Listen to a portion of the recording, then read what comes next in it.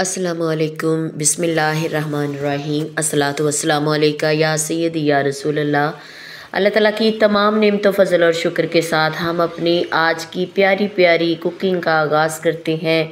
तो आज हम शुरू हो चुके हैं, बड़ी तफसील से मैं बनाने लगी हूँ आपके सामने कोफ्ते, बड़े गोश्त के कोफ्ते। ठीक है, तो यहाँ पे आपने कोई भी चीज़ स्किप नहीं करनी, क्योंकि आपको पता है माशाल्लाह से बड़ी ईद आ रही है। तो बड़ी ईद की आमद आमद है। अल्लाह पाक खैर खैरियत रखे, हमारे मुल्क को अपने हिफ्ज़ व अमान में रखे।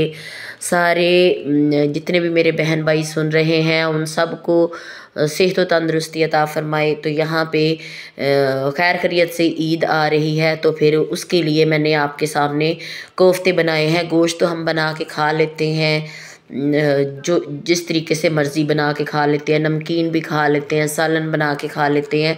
तो मैंने सोचा कि क्यों ना आपके साथ अनोखी डिश जो है वो शेयर की जाए, बड़े गोश्त के कबाब। और कबाब बनाने से पहले ये देखिए मैंने ले लिया है कुंडी डंडा।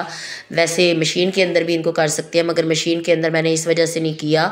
यहाँ पे सबसे पहले मैंने जो खशखश होती है इसे मैंने अच्छे तरीके से धो के तो कुंडी के अंदर डाला और पहले उसे अच्छे तरीके से पीस लिया। पानी, थोड़ा सा पानी का छींटा डाल डाल के उसे पीसा।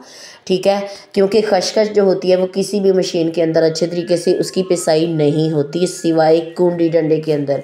हाँ, कोई वैसे अगर उनके पास ब्लेंडर हो, अच्छा वाला ब्लेंडर हो, तो उसमें अगर थोड़ी थोड़ी सी वो पीसी जाए तो वो अलग बात है। मगर कस जो होती है, खशखश बहुत बारीक होती है, तो इसे कुंडी डंडे के अंदर ही आप पिसाई कर सकते हैं। तो उसके बाद फिर एक कटोरी जो है वो बहुत भरी हुई नहीं थी, हाफ़ कटोरी जो थी वो मैंने काले चने जो हैं वो लेके उनको अच्छे से साफ़ करके, बल्कि ऑलरेडी साफ़ करके मैंने रखे हुए थे, तो उनको उसके बाद खशखश के अंदर ही मैंने उसकी पिसाई कर दी, थोड़ा थोड़ा सा पानी डाल के। पहले उनको आपने अच्छे तरीके से वैसे कूट लेना है, फिर जब वो दरदरा सा हो जाए फिर आपने पानी डाल के उनको पीस लेना है अच्छे तरीके से।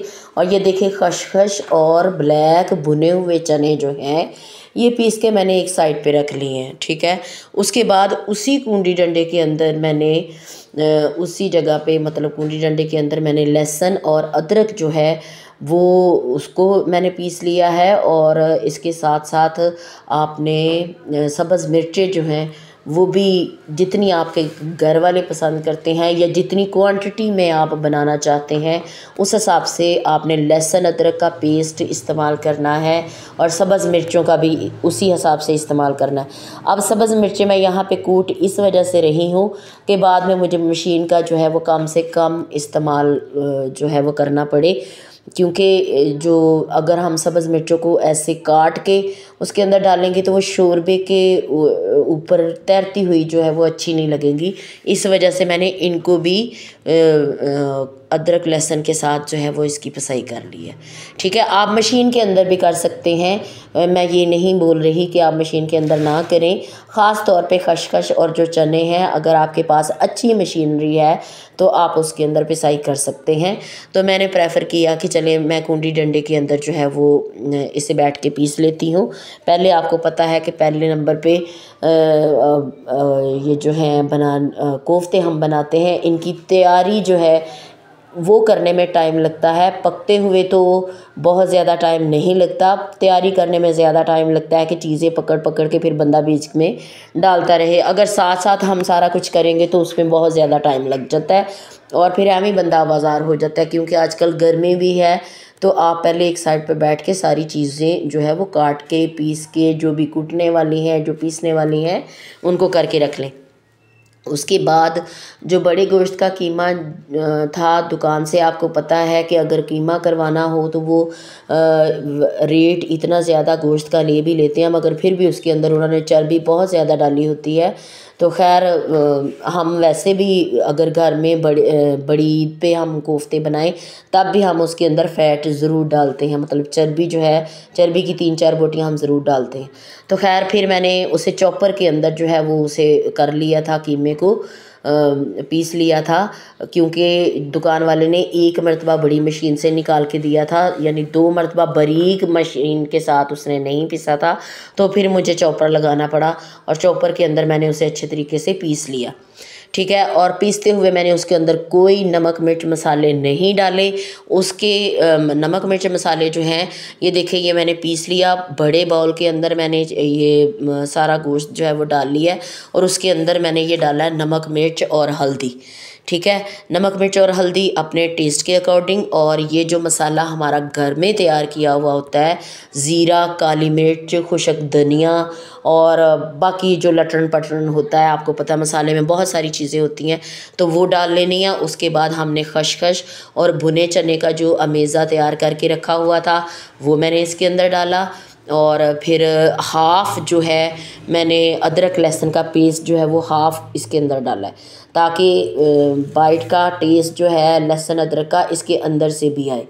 और हाफ़ जो है वो मैंने ग्रेवी के लिए तैयार करके अलग से रख लिया था। और फिर ये देखें, आप ग्लव्स भी हाथ के ऊपर चढ़ा सकते हैं, मगर मैंने ग्लव्स नहीं चढ़ाए। हाथों की मदद से ही आपने उसे अच्छे तरीके से मिक्स करना है, ताकि नमक मिर्च जो है वो हर पीस जो कीमा जो होता है, हर कीमे के अंदर अच्छे तरीके से वो लग जाए नमक मिर्च और जो भी मसाले हमने डाले थे। उसके बाद आपने कोई डिश ले लेनी है, कोई बड़ा बर्तन ले लेना है और उसको ग्रीस कर लेना है घी के साथ, क्योंकि गोश्त है तो इसके अंदर हमने घी तो नहीं डाला हुआ, वैसे फैट है। तो बाउल उठाते हुए जो इसका हमने बाउल बना के रखा है, जो छोटी छोटी सी गेंदें हमने बनाई हुई हैं अंडा टाइप, अंडा भी बहुत बड़ा होता है, तो आपने छोटे छोटे से इसके बाउल बनाने हैं, बहुत बड़े बड़े नहीं बनाने। तो क्योंकि फिर आपने देखना है कि घर में सब अफराद को पूरे आ जाएं कम से कम, और कुछ नहीं तो कटोरी के अंदर 2 बाउल तो ज़रूर होने चाहिए। तो खैर यहाँ पे मैंने उसे थोड़ा सा घी जो था वो पड़ा हुआ था एक कटोरी के अंदर, मेल्टेड घी, वो मैंने लगाया। आप ऑयल में पकाना चाहते हैं खाना, आप ऑयल भी लगा सकते हैं। तो इसे मैंने थोड़ा थोड़ा सा हल्का सा मैंने ग्रीस किया, ताकि बॉल जो है वो उसके अंदर उसके साथ चिपके ना। तो फिर यहाँ पे मैंने आपको बॉल बनाना भी उसी वक्त बता दिए, जल्दी जल्दी से मैंने बॉल भी बनाए क्योंकि गर्मी बहुत ज़्यादा थी। बॉल बना के मैंने 2 डिशेस के अंदर रखे। फिर एक कढ़ाई के अंदर मैंने घी डाला, हम घी इस्तेमाल करते हैं, घी डाल के तो फिर मैंने ये देखा है, थोड़ा सा पहले आपने देख लेना है कि आया घी गर्म हुआ है या नहीं। अगर आप गर्म घी के अंदर बॉल को गोश्त के बॉल को नहीं डालेंगे तो फिर वो अगर ठंडे घी के अंदर डालेंगे तो वो फिर आपको पता है वो बिखर जाएंगे और फिर उसका मज़ा नहीं रहेगा। तो यहाँ पे अक्सर मैंने वीडियोस भी देखी हैं, अक्सर लोगों को देखा है कि वो ग्रेवी बना के डायरेक्ट ही ऐसे जो बॉल बना के रखे होते हैं गोश्त के, वो डायरेक्ट ही शोरबे के अंदर डाल देते हैं। तो चलें, वो बिखरते तो नहीं हैं, मगर एक चीज़ मुझे अच्छी नहीं लगती, क्योंकि ऐसे ही वो कच्चे गोश्त के बाउल बना के शोरबे के अंदर डाल लेते हैं। वो चले पकाई तो शोरबे के अंदर हो जाती है, मगर मुझे ऐसे लगता है कि वो स्मेल आएगी गोश्त की ना, तो मुझे अच्छा नहीं लगता। इस वजह से मैं ज़रूरी समझती हूँ बाउल को, जितने भी बाउल मैंने बनाए हैं गोश्त के, उन सब को फ्राई करो, ठीक है। जितने भी कोफ्ते मैंने बनाए हैं उन कोफ्तों को आपने फ्राई करना है पहले, और फ्राई भी बहुत ज़्यादा टाइम तक के लिए आप नहीं करें। 1 मिनट के लिए कर लें, 1.5 मिनट के लिए कर लें, 2 मिनट के लिए कर लें, जैसे आपका दिल करे। आप अगर चाहते हैं कि हम बहुत अच्छे तरीके से इनको फ्राई कर लें, वो भी आपकी मर्ज़ी है। बहुत ज़्यादा ब्लैक आप मत कीजिएगा, वो अच्छे नहीं लगते। जैसे मैंने रेड कलर वाले तरीके से मैंने 1.5 से 2 मिनट तक के लिए इनको पकाया था, इनको फ्राई किया था और फिर मैंने निकाल लिया था, ठीक है। फिर इसी तरीके से मैंने दूसरे तरीके से भी आपको डाल के बताया कि आपने इस तरीके से बहुत ज़्यादा फुल आंच भी नहीं करनी, वो बिल्कुल भी जल जाएंगे, अच्छे नहीं लगेंगे। और बहुत ज़्यादा आपने कम आंच भी नहीं करनी, दरमियानी आंच के अंदर आपने ये कोफ्ते डाल के पकाने हैं, ठीक है। 1.5 से 2 मिनट तक के लिए आपने इनको फ्राई कर लेना है और फ्राई करके निकालते जाना है, क्योंकि बाद में इनकी शोरबे के अंदर अच्छी खासी पकाई हो जानी है। ये जस्ट मैंने फ्राई इसी वजह से किए हैं कि गोश्त के अंदर से स्मेल ना आए, ठीक है। कोफ्ते के अंदर से गोश्त की स्मेल नहीं आनी चाहिए, इनको आपने अच्छे तरीके से फ्राई कर लेना है और उसके बाद फिर आपने इसकी पकाई का मरहला जो है वो शुरू करना है। खैर ऐसे मैंने एक आधे बॉल को मैंने बाद में ज़रा ज़्यादा पका के मैंने टेस्ट किया था कि आया इसका कैसा जायका है और इसके अंदर नमक मिर्च जो है वो कैसी मैंने डाली है। तो आप यकीन जाने कि इतना मज़ा आया था कि अगर कोई और मेरे पास होता ना तो उन्होंने कहना था कि बस ये हमें ऐसे ही दे दो, हम ऐसे ही खा लेते हैं। तो आप इस तरीके से भी अगर अपने मेहमानों को पेश करना चाहते हैं थोड़ी ग्रेवी के साथ, तो इस तरीके से भी आप उनको पेश कर सकते हैं, जैसे हम कबाब टिक्कियाँ बनाते हैं उस तरीके से।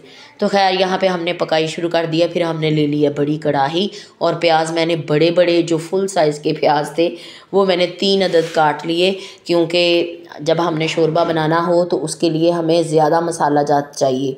ठीक है, अगर शोरबा ज़्यादा करना हो, आपने देखा हो कि 1 किलो कीमे के यहाँ पे मैं कोफ्ते बना रही थी, फिर उस हिसाब से आपको पता है कि घर के कोई 10-12 अफराद हो तो उनके लिए खाना जो है वो इतना पूरा आ जाता है।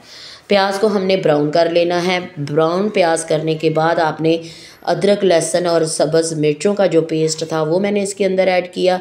इसके अंदर ऐड करने के बाद फिर अच्छे से आपने चम्मच को चला लेना है, अच्छे से इसको पका लेना है ताकि लहसुन अदरक की स्मेल जो है वो ना आए उसके अंदर से। और यहाँ पे एक चीज़ मैं आपको ये भी बताऊं कि इनको अच्छे तरीके से फ्राई करने के बाद आपने कहना है कि पता नहीं अब क्या डालेगी। इनको फ्राई करने के साथ साथ इसके अंदर मैं मसाले डालूँगी और मसाले डालने के बाद जो टमाटर हैं वो भी इसके अंदर ऐड करेंगे। और टमाटर को पहले आपने भाई इनको भून लेना है अच्छे तरीके से। आपने डायरेक्ट ही हर चीज़ नहीं डालनी। अगर आप डायरेक्ट ही नमक मिर्च इसके अंदर डालेंगे तो वो लहसुन अदरक की स्मेल जो है वो इसके अंदर से आएगी, तो वो फिर अच्छी नहीं लगती। तो यहाँ पे पानी का थोड़ा छींटा लगा लगा के आपने इसको भूनना है, छींटा लगा लगा के इसको पकाना है। फिर वो पैंदे के साथ, बर्तन के साथ लहसुन अदरक का जो पेस्ट है वो चिपकता भी नहीं है अगर आप थोड़ा थोड़ा सा पानी डाल के इसको पकाएंगे तो। अब यहाँ पे आप ये देख रहे होंगे पानी इतना ज़्यादा डाली जा रही है। भाई हमने प्याज को भी तो पकाना है, प्याज को हमने गलाना है। अभी मैंने इसके अंदर डाल दिए हैं टमाटर। ठीक है, टमाटर डालने के साथ साथ हमने इसको पकाना है अच्छे तरीके से। क्यों पकाना है? ताकि प्याज जो है वो अच्छे तरीके से घुल जाए। यहाँ पे एक चीज़ मैं आपको बता दूँ कि आप अगर चाहते हैं कि हम मशीन के अंदर प्याज को कर लें तो आप मशीन के अंदर प्याज को कर लें। अगर आप इस तरीके से पकाने के बाद, उसे थोड़ा गलाने के बाद के मशीन के अंदर से सिर्फ हमें थोड़ी देर तक के लिए ग्राइंड करना पड़े, तो आप ऐसे ही निकाल के इसे थोड़ा सा ठंडा करके आप इसे ग्राइंड भी कर सकते हैं। अगर आप कच्चे प्याज को ग्राइंड करना चाहते हैं, आप कच्चे प्याज को भी मशीन के अंदर डाल के ग्राइंड कर सकते हैं। तो यहाँ पे आपको पता है कि टमाटर को भी हमने गलाना है, तो टमाटर का भी आप पेस्ट बना सकते हैं, प्याज का भी पेस्ट बना सकते हैं, प्याज टमाटर का पेस्ट बना के आप कर सकते हैं। तो यहाँ पे मैंने जूसर जो है हमारा एक साइड से थोड़ा सा वो ख़राब हो गया था, वो ठीक करने के लिए गया हुआ था, तो मेरे पास जो था वो चॉपर था। और चॉपर के अंदर भी प्याज आपको पता है वो ब्लेंड तो होता नहीं है, तो वो थोड़ा प्याज का दाना जो है वो नज़र आता है फिर शोरबे में। इस वजह से मैं आपको यहाँ पे एक बात बता दूं कि आपने इसकी पकाई करके भी इसको कर लेना है। पकाई करके अगर आप चॉपर के अंदर ब्लेंड करेंगे तो वो फिर अच्छे तरीके से ब्लेंड हो जाएगा। अगर आपके पास जूसर ना हो तो फिर इसको पकाई करके मैंने दूसरा चम्मच स्पैचुला जो होता है वो ले लिया था, उसके साथ भी मैं इसको यानी पिसाई कर रही थी इसकी हाथों की मदद से कि प्याज और टमाटर जो है वो अच्छे तरीके से गल चुका है या नहीं गल चुका। तो बहुत ही अच्छे तरीके से ये गल चुके थे। और साथ साथ फिर मैंने नमक मिर्च और मसाले जो हैं वो उसके अंदर ऐड किए। जैसे ही फिर बड़ी ईद आती है, आपको पता है, फिर नित नए पकवान और फिर मेहमान भी आते हैं। अगर ईद वाले दिन ना आए तो ईद के दूसरे दिन आते हैं, ईद के दूसरे दिन नहीं आएंगे तो ईद के तीसरे दिन आएंगे। और मेहमानों का आना जाना तो लगा रहता है। तो मेहमानों का आना जाना लगा रहता है, उसके साथ फिर हमें सोचना भी पड़ता है अब हम मेहमानों के आगे क्या पका के रखें, क्योंकि घरों में भी गोश्त सबके उस वक्त पक रहा होता है। तो फिर कुछ नित नई डिशेस जो है वो दिल करता है कि नित नई डिशेस जो हैं वो हम पका लें।